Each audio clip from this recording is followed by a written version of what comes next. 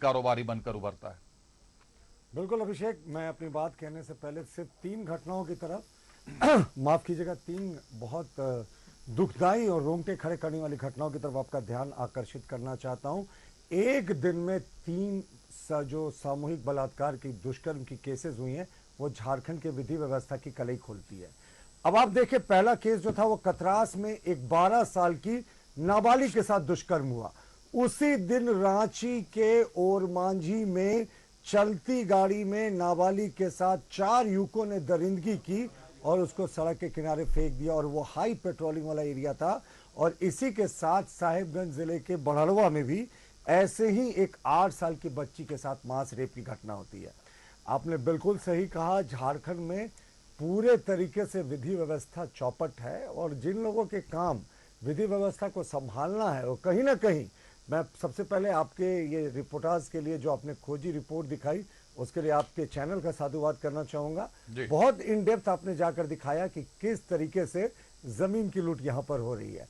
और आप देखें, ये 2012-13 के बीच से आपने जो वाकया बताया, बिल्कुल। और आपको याद होगा कि 2020 में जब कमलेश के ऊपर आरोप लगा था कि वो एक आदिवासी की जमीन को कब्जा करने के लिए जेसीबी लेकर पहुंच गया था, तब उसके बाद पुलिस को उस आदिवासी ने सूचना दी थी, एफआईआर दर्ज हुआ। अक्टूबर 2021 में कमलेश की गिरफ्तारी हुई, पर कमलेश की गिरफ्तारी हुई और उसके खिलाफ इतनी हल्की धाराएं लगाई गई कि वो तुरंत छूट गया साहब। और कमलेश के ऊपर 25 एकड़ गैर मजुरवा जमीन लेकर रिवर व्यू प्रोजेक्ट खड़ा करने का भी आरोप है। अब देखिए, झारखंड में जो ईडी की दबिश हो रही है, कैसे कैसे लोग आ रहे हैं। शुरुआत करते हैं पूर्व मुख्यमंत्री हेमंत सोरेन जी से। उनके ऊपर एक आदिवासी की जमीन के 8.86 एकड़ को कब्जा करके फर्जी दस्तावेज तैयार करके कब्जा करने की तैयारी करने का आरोप था, और बेनामी संपत्ति थी उनकी। ये कई बार ईडी के तमाम तहकीकातों में ये प्रूव हो चुका है। इसके बाद आप देखिए, अंतु तिर्की का आपने बिल्कुल सही नाम लिया था अपने ओपनिंग स्टेटमेंट में। अंतु तिर्की ने भी उसी 8.86 एकड़ के प्लॉट के बगल में अपने लिए एक जमीन पर कब्जा करके रखा था। यह भी गलत तरीके से कब्जा था। तो ये जमीन के दलाल फल फूल रहे थे। और आपको 2-4 इंसिडेंट बताते हैं अभिषेक, जो आपको भी याद होगा।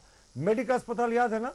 मेडिका अस्पताल के सामने पुलिस लगाकर रातों रात एक बड़े प्लॉट पर कब्जा कर लिया गया।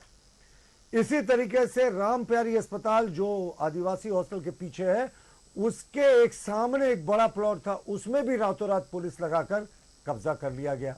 तो ये कौन लोग हैं? अचानक कब्जा तो पल्स अस्पताल की जमीन पर भी किया गया। बिल्कुल, कौन ये लोग हैं जो अचानक इनको जमीन की भूख आ गई है? और आप देखें, बड़गाई फायरिंग रेंज के बगल में जो सेना की जमीन थी, दलालों ने आम लोगों की जमीन को तो छोड़ा नहीं, ये सत्ता पोषित दलालों ने तो सेना की जमीन पर भी कब्जा कर लिया।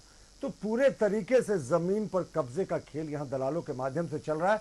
और आपको याद होगा अभिषेक कुमार, लेकिन पर्दे के पीछे तो सर बड़े नाम आते हैं ना, कमलेश कुमार हो या